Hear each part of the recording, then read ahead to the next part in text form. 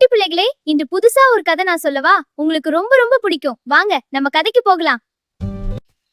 இந்த காட்டின் பெருமையே நான் தான். என் கொம்புகளை பார், எவ்வளவு பெரியது. இங்கு நான் இல்லாவிட்டா இந்த காடு இருண்டு போய்விடும். அந்த காட்டில் ஒவ்வொரு இரவும் ஒரு விசேஷம் இருந்தது. பெரிய ஆலமரத்தின் கீழ் எல்லோரும் கூடுவார்கள். குட்டி விலங்குகள் அமைதியாக வந்து உட்கார்ந்து கொள்வார்கள். மேலே கிளையில் ஆந்தையாசான் அமர்ந்திருப்பார். அவர் தொடங்குவார் இரவு நேர பஞ்சதந்திரம். அந்த நாள் மான் மிகவும் பெருமையாக இருந்தது. அது தனது வேகத்தை காட்ட ஓடிக்கொண்டிருந்தது. என்னை விட வேகமாக யாராலும் ஓட முடியாது. உண்மையா? நானும் வேகமா ஓடுவேன். ஆமா, நானும்.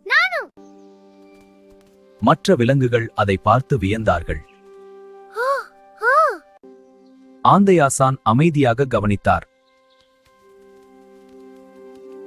அடுத்த நாள் ஒரு ஆபத்து காத்திருந்தது. மான் கவனமின்றி வேகமாக ஓடியது. அது மறைந்திருந்த வலையில் சிக்கிக் கொண்டது. வேகம் இருந்தாலும் அது தப்பிக்க முடியவில்லை. அங்கே இருந்த முயல் அமைதியாக யோசித்தது. முயல் வலையின் கயிற்றை மெதுவாக கடிக்கத் தொடங்கியது. சில நேரத்தில் கயிறு கிழிந்தது. மான் விடுபட்டது. அது தனது தவறை உணர்ந்தது.